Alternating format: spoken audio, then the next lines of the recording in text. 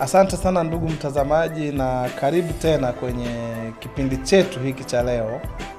Ninakukaribisha uwe pamoja na sisi ukajifunze vitu vizuri ambavyo tutakuwa tukifundisha kila wakati. Ninaamini hata leo ni siku maalum kabisa ambayo unakwenda kujifunza kitu kipya kinachokwenda kuboresha na kazi unayoifanya au kuboresha majukumu yako ya kila siku ambayo unayafanya. Leo kwenye kipindi hiki tunakwenda kujifunza namna kuongeza thamani. Ni namna gani nzuri ya kuongeza thamani kwenye kile ambacho tunakifanya, kwa sababu watu wengi unakuta naambiwa unatakiwa ujue namna ya kuongeza thamani. Ongeza thamani kwenye mazao yako, ongeza thamani kwenye kitu unachokifanya. Tunamaanisha nini tunaposema kwamba unatakiwa ongeza thamani? Lakini pili, usisahau kusubscribe na kuwatumia wengine wajifunze kipindi cha muhimu sana. Kaa nami mwanzo hadi mwisho bila kuzima simu yako au kompyuta yako au TV yako, ili uweze kufaidi namna nzuri ya kuongeza thamani. Karibu sana, tuanze pamoja.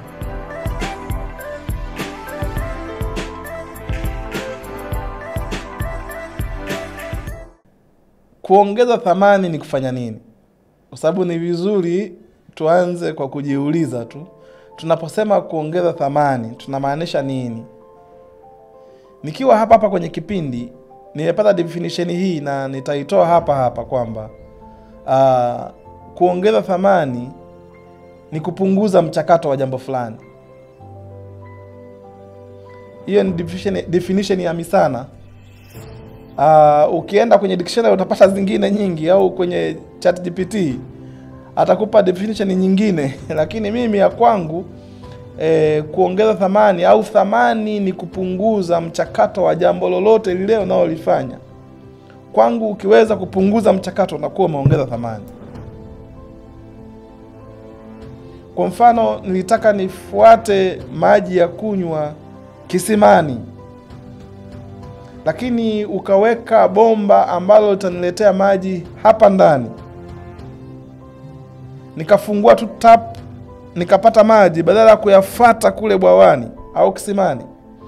Nikifungulia hapo, umenipunguzia mchakato wa mimi kushuka kwenda kubeba ndoo au chochote kile kuyafuata kisimani kuleta hapa. Kwa hiyo nikifungua tu hapa tap, maana yake ni kwamba umenipunguzia mchakato mrefu sana. Kwa hiyo wewe umeongeza thamani kwenye upatikanaji wa maji. Kwa hiyo tunapoongelea value addition, tunapoongelea kuongeza thamani kwenye tunachokifanya, ni vizuri tutafakari namna nzuri ya kupunguza mchakato, lakini kutunza ubora au hata kuongeza ubora wa kile tunachokifanya. Usije ukawa unapunguza mchakato alafu unaharibu ubora. Ni nafuu ubakize mchakato lakini upate quality kuliko kupata quantity ambayo haina quality. Kwa hiyo tunapokwenda kuongeza thamani kwenye kitu chochote unachokifanya, jaribu tu kuainisha mchakato wa kazini kwako. Ukiweza kuainisha mchakato ule unaotumika, ukaweza kuupunguza ule mchakato, na matokeo yake yakaongeza ubora wa kile unachokifanya, wewe unakuwa umeongeza thamani. Na thamani ya kile kitu kinatakiwa kiongezeke bei.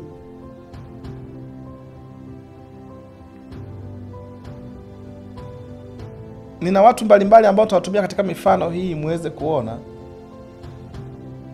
Ngoja nianze na rafiki yangu, anapenda kusikiliza hizi video sana. Ana brand yake na yeye anamwambia nihitaji nimfanyia marketing hapa. Inaitwa It's All About Cards. Anapatikana kwenye mitandao ya kijamii. It's All About Cards. Yeye anatengeneza kadi za harusi, kadi za mialiko kwenye maharusi. Ukiangalia product yake imeongeza thamani kubwa sana, lakini amepunguza mchakato mrefu sana wa kwenda kuchapisha kadi mpaka sijui ifanye nini, iweje. Anakupatia tu kalamu kama hii. Natamani ningekuwa na product yake hapa. Ni kalamu kama hii, lakini ndani yake ina kadi ya mwaliko na ni tailored. Kwa hiyo hakupi tu kadi ya mwaliko, anakuuzia kalamu, anakupa kalamu lakini ndani yake ina kadi ya mwaliko.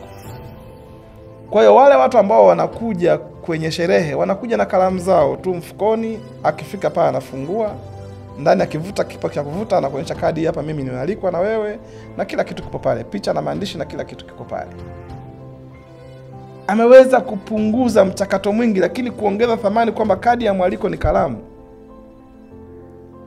Mimi hiyo imenionyesha kwamba huyu mtu ameongeza thamani kwenye kadi za mialiko ya harusi, na anapata wateja ndani na nje ya nchi. Anafanya kazi karibu nchi 9.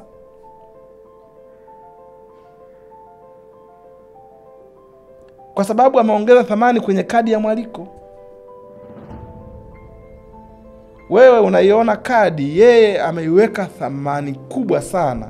Sio mwaliko tu wa harusi, mialiko yote, matamasha, chochote kile, ili mradi ni mwaliko, unataka kualika watu kwa kutumia kadi, unawapelekea zawadi iliyofungashwa vizuri kama kalamu au vitu vingine. Ukiingia kwenye page yake utaona it's all about cards.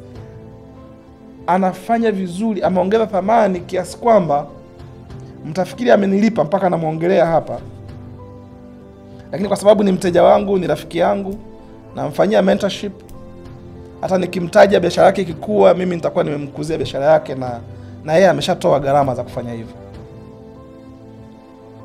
Lakini ni moja ya watu ambao wameongeza thamani kwa sababu wamepunguza mchakato mrefu sana wa wewe kuanza kutype, kuchapa, kufanya nini, kwenda kuprint, kupeleka picha yako, kufanya vitu mengi sana ili kadi itokee. Kwa hiyo mtu yoyote ambaye anataka kuongeza thamani, ajitahidi sana aainishe mchakato wake, the processes, namna ya kufanya kile kitu, aondoshe ule mlolongo wa vitu vinavyofanya complications, kwa sababu watu wengi wanaamini kuongeza thamani ni complicate kitu, kukifanya kitu kiwe ambacho hakieleweki ndio maana umeongeza thamani. Lakini kumbe value is simplicity. Kuongeza thamani ni kufanya kitu kiwe kirahisi, kinazoweza kueleweka hata na mtoto. Ndiyo thamani. Kadri unavyokifanya kitu kiwe kirahisi, ndiyo kinakuwa na thamani kubwa. Kadri ambavyo kinazidi kuwa kigumu, ndo thamani yake inapungua.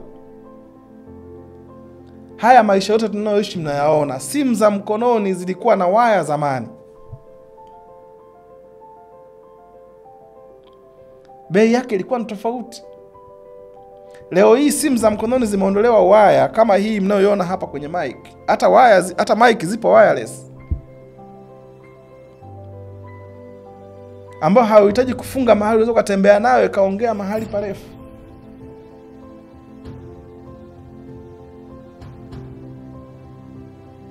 Kwa maana hiyo ya kupunguza ule mchakato na kufanya kuwa rahisi, ile ndio tunaita kuongeza thamani. Kwa hiyo kama unahitaji kuongeza thamani kwenye bidhaa yako, kwenye huduma unayoifanya, ainisha mchakato wako. Alafu punguza vile vitu ambavyo sio vya lazima vifanywe, lakini hakikisha kwamba vinabakiza ubora au kuongeza ubora zaidi kuliko ilivyokuwa mwanzo. Ukifanya hivyo unakuwa umeongeza thamani. Drivers, vile vitu ambavyo vinapelekea thamani kuongezeka, watu huo hawaviainishi, lakini kwenye video hii nataka nikupe.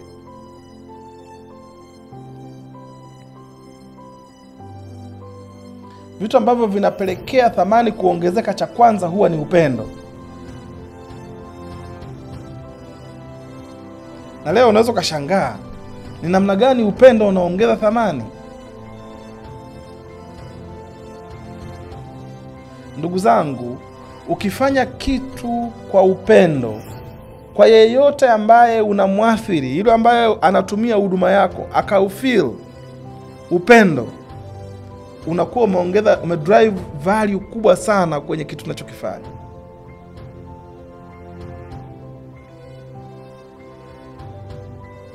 Ukiweza kuweka thamani ya upendo, kila mtu anapenda upendo, anapenda apate huduma ambayo inamfurahisha. Na sio tu watu, nafanya branding kidogo ya hili somo. Branding nataka kuingiza na kitu ambacho pengine hata huwezi kuelewa kwamba kinatokea wapi, lakini kitakufundisha thamani ya upendo kwenye kuongeza thamani.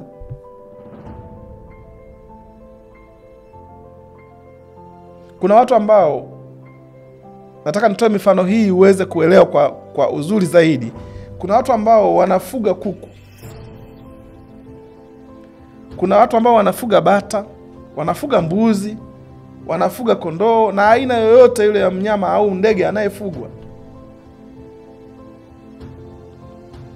Hawa ndege au wanyama wanaofugwa huwa wanatafuta kuona upendo.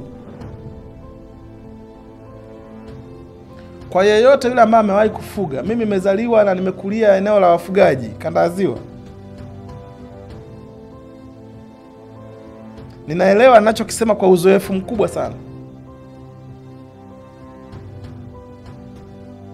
Ukiwa unafuga njiwa alafu wakagundua kwamba hauwapendi, na ni rahisi sana kumfanya njiwa agundue kwamba humpendi. Mchinje njiwa mwingine na njiwa wakiwa wanaona. Wewe unataka kufanya majaribio hata leo, jaribu uone. Kesho wote wanaondoka. Wanaona kumbe huyu mtu anatuua, anatuchinja. Una drive upendo away. Lakini wakija ukiwarushia kidogo mahindi, mtama, nini pale, mchele, mpunga, wakala wanakuzunguka, wanafurahi, wanazaliana vile ambavyo hujawahi kuona. Ukitaka kumchinja, unamchukua, unamchinja kwa siri. Wala ambao wamefuga njiwa wote mnakubaliana na mimi nimekuwa mfugaji wa njiwa mzuri.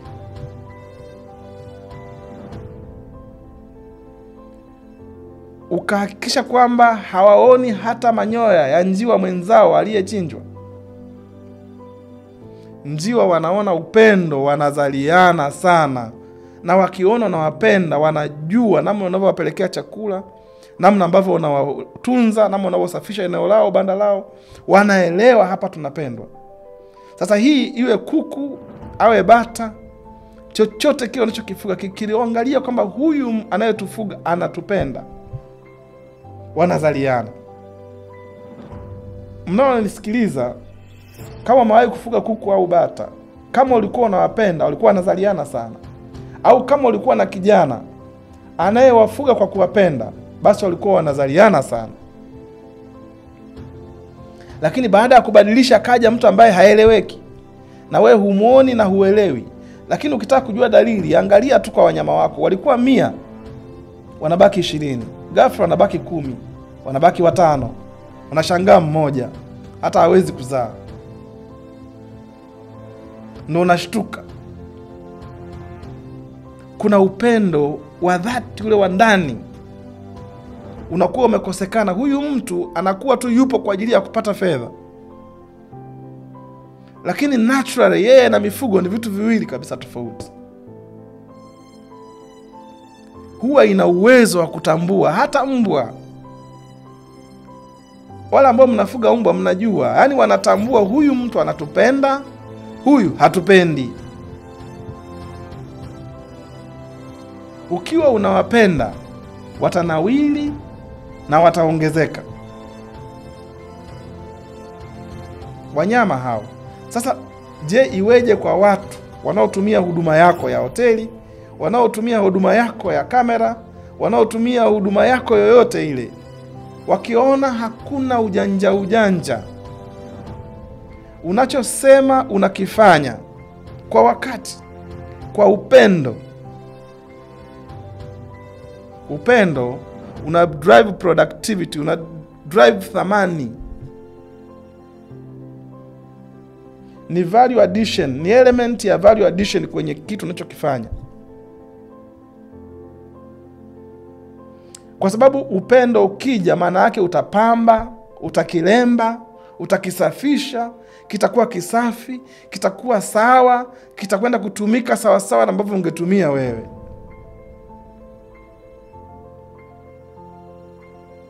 Uko tayari kumwaga juisi kwa sababu wakati unapaki akaingia nzi. Kwa sababu ya upendo unaimwaga, unaweka nyingine. Upendo una drive thamani.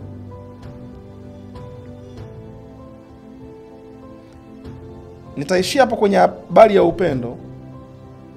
Niende element nyingine ambayo ina drive value. Element nyingine ambayo inaweza kusaidia kuboresha kitu kikawa na thamani kubwa ni ufuatiliaji wa vitu vidogo vidogo kwa kina. Vile ambavyo unaviona sio vitu vya thamani, ndivyo vya thamani. Vile vitu vya kimchakato vidogo vidogo vinavyokosekana ambavyo vingetakiwa viwepo, lakini ni vidogo vidogo, hata vikikosekana kwa sasa hauoni kama vimekwamisha kazi au biashara au product. Hivyo ndo vikikosekana vinaondosha thamani.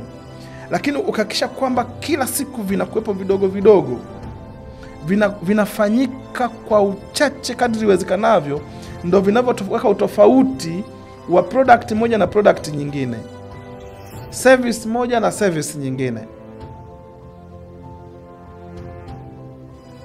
Ukiwa unatoa huduma, mchukulie mfano wa watoa huduma kwenye mgahawa.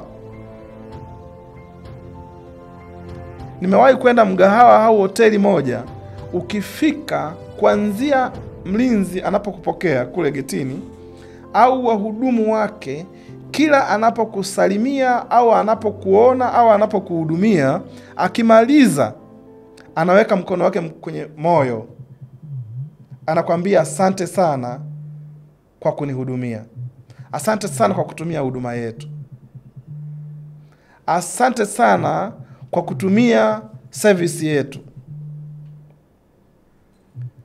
Ukishaona kuna watu wanatengeneza hiyo, ni gesture ndogo sana ambacho unaweza kwa kidharau ukasema hiki kitu ni kidogo sana, hakifai, ukikitoa unaondosha thamani. Ukikitoa unaondosha thamani. Nimefanya makusudi kwenye video kama hii. Wakati napiga hapo ulikuwa unasikia vibration ya simu. Ukisikiza kwa makini utaisikia. Na nimemuomba asija kaiedit anayenirekodi hapa. Natamani uisikie, na ukisikia ni kitu kidogo, lakini ni kikiwepo sehemu isiyotakiwa kinakuwa usumbufu. Unafuatilia vile vitu vidogo vidogo kwa kina na unahakikisha vimekaa sawa, kama kuacha simu yako ikiwa inaita kwenye kikao au kwenye recording kama hivi, unaacha simu yako inaita, ina vibrate kama hivyo.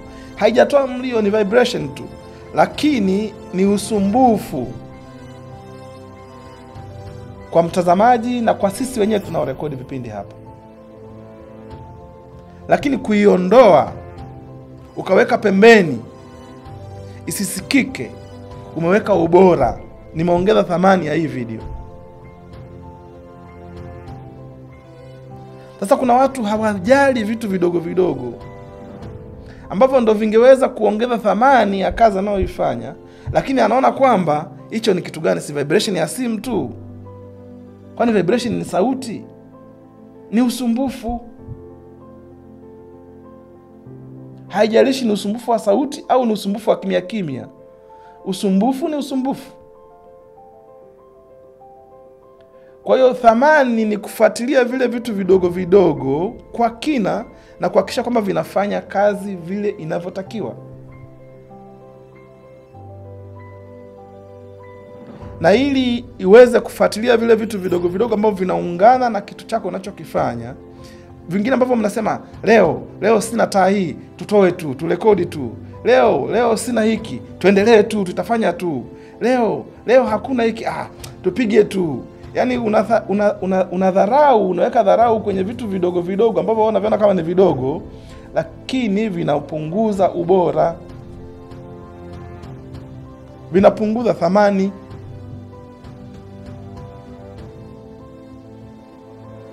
Kwa thamani ni ule ufuatiliaji wa vitu vidogo vidogo, tena vinavyoweza kupa mrejesho wa taarifa au kitu unachokifanya, vinavyoweza kujenga product au service unaoifanya. Sasa mtu tunapoongelea thamani, mtu anafikiria tunaongelea complication, yani uweke madude ambayo watu hawajawahi kuyaona. Hapana. Simplicity is value. Thamani ni kukifanya kitu kiwe kirahisi zaidi kwenye matumizi au kwenye kutenda, kinarahisisha kazi, inakuwa ni thamani. Kwa hiyo kama unataka kuongeza thamani, waza tu ni namna gani niweze kufanya kitu ambacho kitapunguza mchakato kwa kuweka upendo.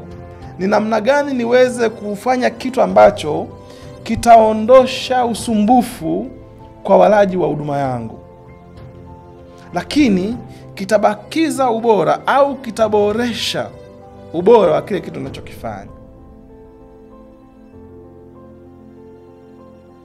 Kwa hiyo unaweza uka-minus au unaweza uka-add. Unaweza ukaongeza kitu ikiboreshe, au unaweza ukatoa kitu kinacholeta usumbufu ili kiboreshe. Kwa hiyo ukitaka kuwaza thamani, waza tu kwamba niongeze nini kiweze kuboresha, kupunguza mchakato, au niondosha kitu gani ambacho kinawakera watu. Kuna wakati tulikuwa tunapiga background, sauti inakuwa kubwa sana, anatuambia background voice ni si hatusikilizi muziki, tunakusikiliza wewe mwalimu. Kwa hiyo tupunguzieni sauti ya background ili tuweze kumsikiliza anayeongea. Hatujasikiliza muziki hapa, tumekuja kwa ajili ya kusikiliza wewe mwalimu. Tukasikia kumbe background music yetu ikiwa kubwa inakuathiri wewe, unasikiliza muziki badala ya kuwa kichocheo cha usikilizaji wa maneno yangu.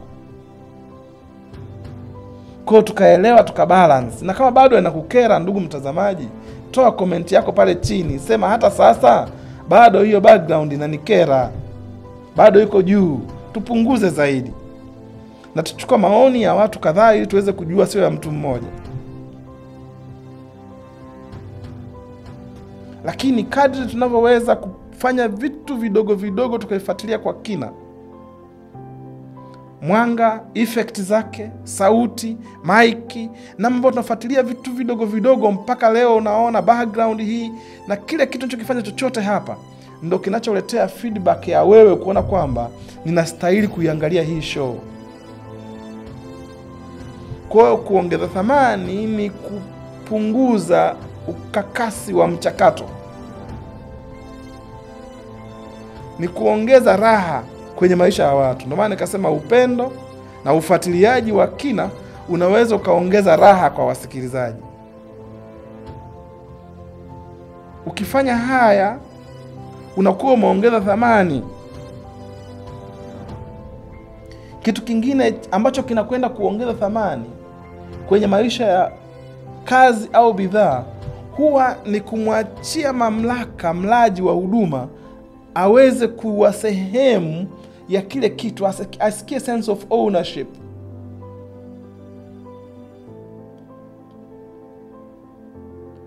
Unamwachia mamlaka yule anayetumia huduma yako aweze kuwa ni sehemu ya kucontrol unachokifanya.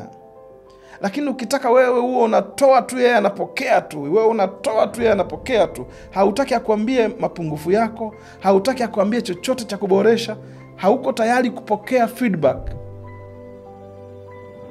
thamani ya kile kitu inapungua.